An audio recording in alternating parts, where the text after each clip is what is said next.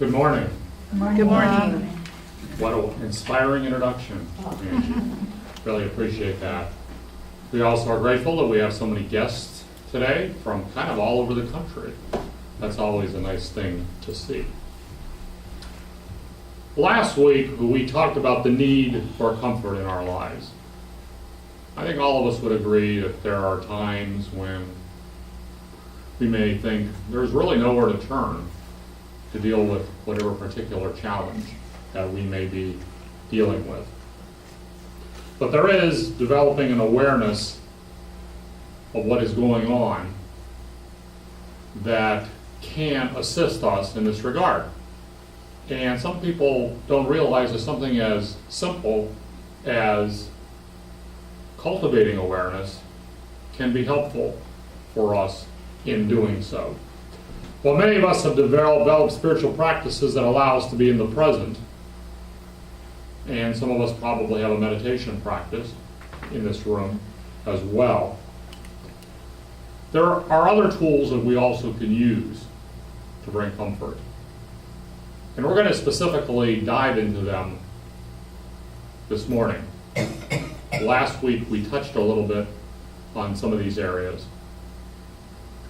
But how can we practically find comfort in our life through the various practices that we have? In the first installment of this message, we discussed some Buddhist teachings that are quite consistent with metaphysical Christian and unity teachings. We were introduced to 3 gateways that can actually be used as tools to be comforted when we don't know where to turn. We're going to be talking about these in particular today in much more depth. We touched on them last week. But the 3 gateways are truth, love, and awareness. And by using these gateways, there will never be a situation that can come into our life that we will not be able to find comfort in. We will be able to keep calm, to keep centered, and to be at peace, regardless of what is going on around us. Seeking the truth of our condition and our eternal spirit is a journey many truth seekers are on. We are all on a journey to discover truth, and in many instances, truth is a personal thing. And it's something that we need to discover and explore and then deeply examine on our own. Love is something we all need and actually are. Most of us are in spiritual community because they want to feel connected. I am guessing that many of you are here today for a number of different reasons. Of course, you want to learn, but you also want to feel connected. You also want to feel loved. We can do a lot of our studying at home, but it is much more effective when we do it as a spiritual community. And that's what we are doing this morning, and that's what happens through some of our other programs in this church as well.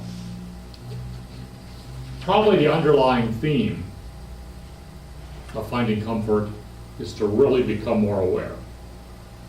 And becoming more aware means we need to be more mindful and more present to the situation that we are in. We will experience much comfort as we become aware of what is real. A lot of times we look out the window, or we look across the aisle, or we look across the church, and we see other bodies, and we see the architecture of the church and the way the room is set up and all of that type of thing, and we kind of view that as reality. But we're looking at finding a deeper reality about what is real, and that's what awareness will help us to do. During our message this morning, we will explore in depth how truth, love, and awareness can provide us with an unending flow of comfort in our life. So let's get into the first gateway, the gateway of truth. And the beginnings of entering the gateway of truth begin with a 4-step process that a number of Buddhist teachers call RAIN. R-A-I-N, just like the word rain. And we're going to talk a little bit about what that means and how you can apply that to your life. In step one of this process, it is important that we recognize what is happening. So sometimes we need to be still. We need to be calm. We need to be at peace. We need to identify what is happening.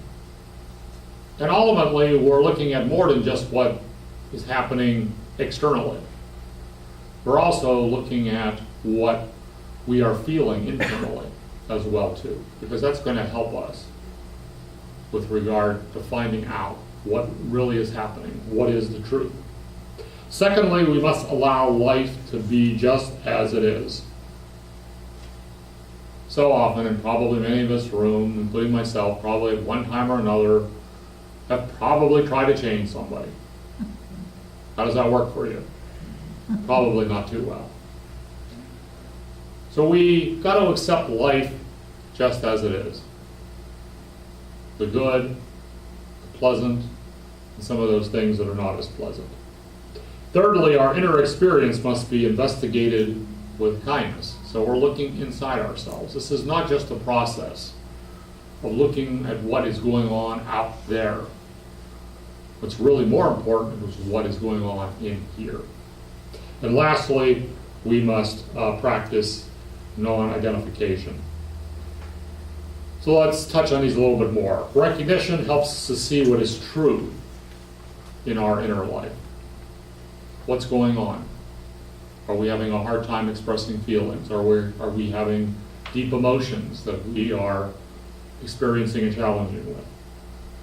Allowing lets our thoughts, emotions, feelings, and sensations be. Those of us that have meditation practice realize that it's a constant calling yourself back into the moment, and sometimes just observing our thoughts. In this second step of the process, we're doing the same thing, but we're just paying attention to what we are feeling on the inside. Investigation is learning what is happening inside us. It's discovering our truth. Ultimately, the answer and the solution to all of our issues are within us. They're not outside of us. We can read a lot of books, we can attend a lot of classes, we can attend a lot of workshops, but ultimately, we are the ones that have to make some decisions about that.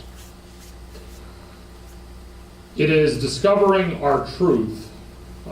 Non-identification now refers to our not being defined by any limited emotions, sensations, or stories we may be having or telling ourselves. We are great storytellers. We tell ourselves things that we actually are not. We tell ourselves how we can't be successful. We tell ourselves how someone else is better than us. We need to not identify with these thoughts and with these feelings when they come up. There are things we can do to help us to effectively use this RAIN technique. As we learned last week, meditation is a good starting point. And of course, we do that every Sunday. And I would encourage you, if you don't have a regular meditation practice, it is something you should do on a regular basis. As I have shared many times, the few times that my life or my day is so busy that I don't meditate, that day usually doesn't go as well as those days that it does. So meditation is almost like eating your Cheerios or whatever your favorite breakfast item is every morning. We must be flexible in how we approach life. This might include seeking help when we are experiencing strong feelings. And at times we need to be patient. We need to just work our way through these situations. An impediment to entering the gateway of truth is compulsive thinking. As the Bible indicates, our thinking can deceive us. And I'm going to share with you from 1 Corinthians chapter 3 and verse 18. Let no one deceive himself. If anyone among you thinks that he is wise in this age, let him become a fool that he may become wise. So there are times that our thinking gets the better of us. And examining our thinking and how many times what we're thinking is not real is something that's important. When we think compulsively about things, it is usually based on false beliefs. Those false beliefs many times may have come from childhood, depending on what our upbringing may have been. Compulsive thinking can be a form of an addiction. Mindfulness is a tool that can help us from falling into obsessive thoughts. And this allows us to act from a wiser place. So in many instances, we're slowing down, we're taking a look at our thoughts, we're examining them. Because when we actually go through that process, we will find out that many of the things we've been thinking are actually not true. We learn how to come back and be here. And when we focus our mindful attention on these thoughts, a lot of times we can see that these beliefs are not true. The Buddha taught that ignoring or misunderstanding reality is what leads to suffering. And Buddhism talks a lot about suffering. Our beliefs are a limited view of life, not reality itself. So we're putting limitations on ourselves. Suffering is actually our call to attention, our call to investigate the truth of our beliefs, according to author Tara Brach. Our core beliefs are often based on our earliest fears. We may have had fears from a point of our youth. What our beliefs are is an indication of what our destiny will become. The power of inquiry helps us find truth. Some of you may be familiar with the work of Byron Katie, who has come up with an inquiry process into whether something actually is true into our life. And by asking a series of questions, we are able to do that. In examining what is true, it is important to ask, what am I believing? Is this really true? What is it like to live with this belief? What stops me from letting go of this belief? What would my life be like without this belief? Who or what would I be if I no longer lived with this belief? So these are a good series of questions, and I definitely would recommend you to take a look at her work, because she helps one to examine beliefs, thinking patterns, and assumptions, many of which are not true. The ultimate goal of seeking truth is to end the mind state of us versus them. The Buddha taught that greater still is the truth of our connectedness. So we are all connected. In this room, we may all seem to be separate, but we are not. When we are fully present to our own experience, we are able to get past the stories we create about ourselves and others. The second gateway is the gateway of love. And this is important to finding comfort in our life as well. This refuge of love is developed by the thinking about people in our life that we feel connected to. We feel connection sometimes just by thinking about someone. Some people find this in a spiritual community. Some people even find it in a 12-step group. I think it's interesting that many churches, including Unity, support 12-step groups. And that definitely contributes to people healing and also feeling connected. Other people find a sanctuary in the natural world or nature. There are some people today that may not be in church, a physical church, but they're out in nature or in a park, and that is as much as a church as where we are this morning. There also may be a special person we revere or pray to. For some, this may be Jesus, Buddha, or some particular saint. There is a tendency in life to react with anger or fear to unpleasant situations. During these times, we must develop self-compassion for ourselves. This will also keep us from attacking ourselves, because when we go through this cycle and feel this way, the person we're often internally attacking is ourselves. We just remember what Jesus said at Mark 12 in verse 31, and I'm going to share that with you.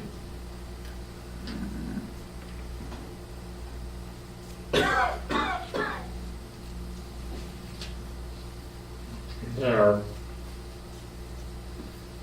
Mark wrote, "The second is this, you shall love your neighbor as yourself. There is no other commandment greater than these." So we're not only told to love others, we're told to love ourselves. And we need to love ourselves on the same basis and on the same level that we love others. Jesus taught that loving ourselves is just, as I said, as important as loving others. And that's something to keep in mind.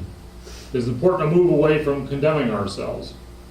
This does not mean that we don't take responsibility when we fall short or make mistakes, because mistakes are nothing but learning experiences. And that's something that's important to keep in mind. When we have caused suffering to another, we must make amends. Making amends is necessary in order to experience self-forgiveness in our life.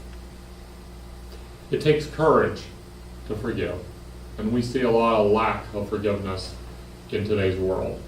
As the Buddha once said, those who are free of resentful thoughts surely find peace. And don't we all want to be at peace with each other? What does forgiveness entail? It does not mean we are not aware of who hurt us or to take actions to protect ourselves. That's something to keep in mind. Sometimes we can forgive someone without re-engaging with them in our life. Tara Brock, the author of True Refuge, defines forgiveness this way. Forgiveness means not pushing anyone or any part of our own being out of our heart. We don't banish somebody from our heart. They're always there, even if they may no longer physically be in our life.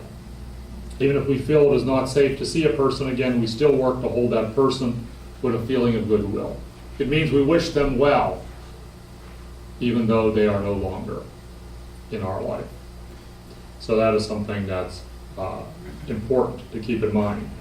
Our goal is to be at peace with others. The gateway of love requires us to understand that those who are different than us are also a part of us. And we see a lot of that today. People trying to label people as being different or the other. That's really not effective if we're going to live from a place of love. We can develop compassion for others as we pursue a meditation practice that helps us to become more mindful. Love requires us to listen well. We speak wisely and know when to broach sensitive topics. Love helps us to feel blessed by life. So love actually requires some action. Entering this gateway helps us get past the illusions of separation and loss. In some way, we feel that we have not been good enough.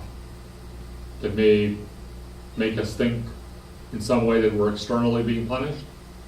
But in reality, the person that is punishing us really is ourselves through the beliefs and the thinking that we have.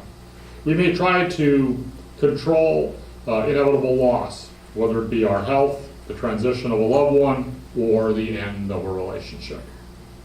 Instead of trying to control a situation, we surrender to it. This might involve grieving losses that we experience. Grieving helps us become holy. According to an American Indian tradition, the grieving person is on the threshold of the spirit world. That's interesting. When I was doing a little bit of research on this topic, some of the American Indian shamans believe that a person deeply grieving is kind of on the verge of the other world.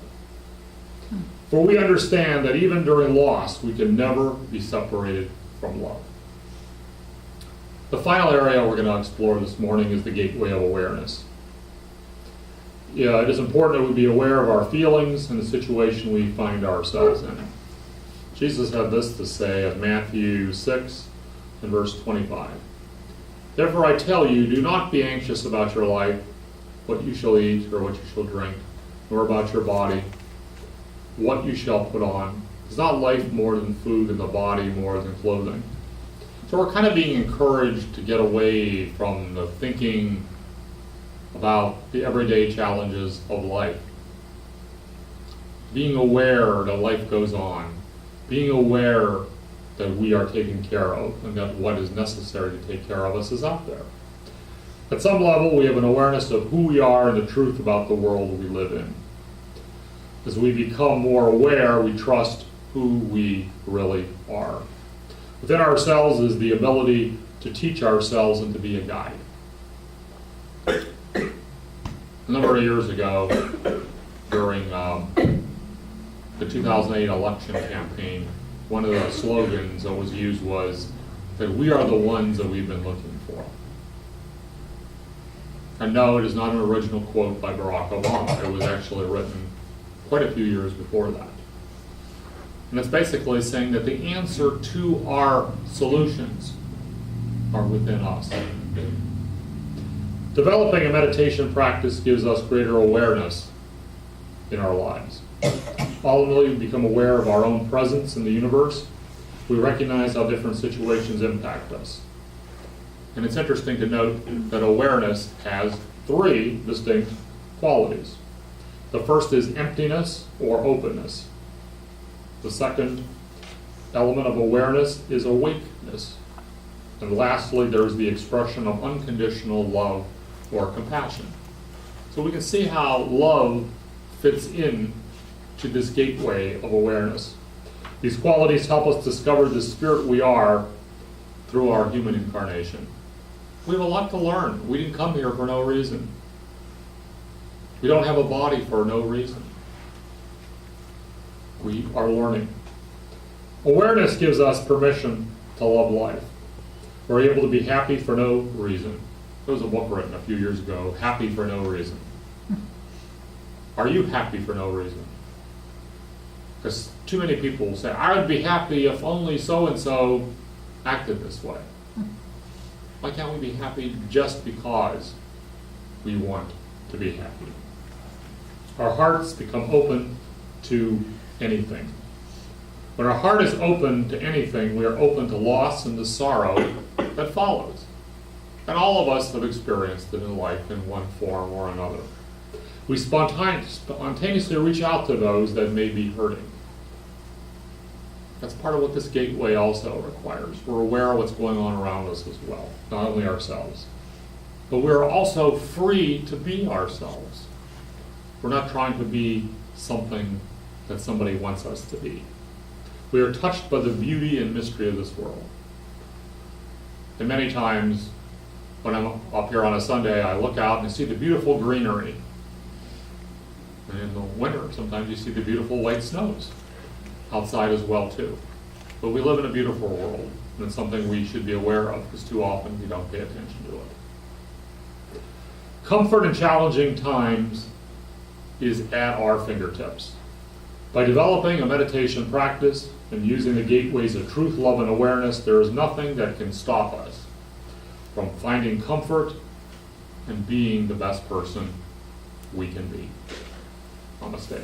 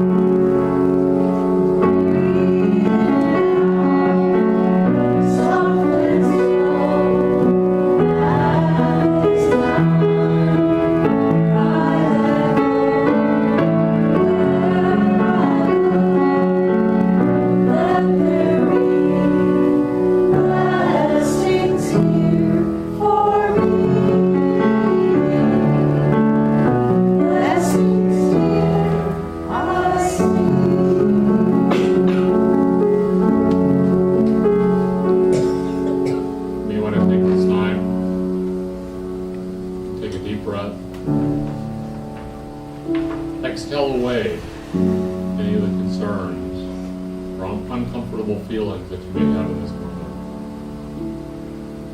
Make sure you're in a posture that's comfortable for you. If you haven't done so already, you may want to gently close your eyes. I am comforted by Spirit. A harsh rebuke or an unexpected challenge may prompt me to feel upset or to be confused. Although I may attempt to understand the situation, by thinking on it, some experiences are best understood not in the head, but in the heart. I step aside, take a moment to myself, breathing deeply and reconnecting with Spirit. I remember I'm a beloved expression of God, guided by divine wisdom. As I focus on the presence of Spirit within, I am comforted. No words or circumstances can separate me from God. I realize that circumstances come and go, but God is always here, with me, in me, and as me. As I let go of hurt or confusion, I am comforted in the Spirit of God. I am comforted by divine love. If I am experiencing a loss, feeling and expressing my emotions is healthy, as is seeking comfort from others. I'm reassured knowing God's love is always within and around me. As I quiet myself in body and mind, become aware of divine love. I slow my breathing and let my body rest. I'm calm, soothed, and strengthened. I feel God's love within me and receive it from others who reach out to support me. I am lifted up by the flow of divine love from the many channels through which it is expressed.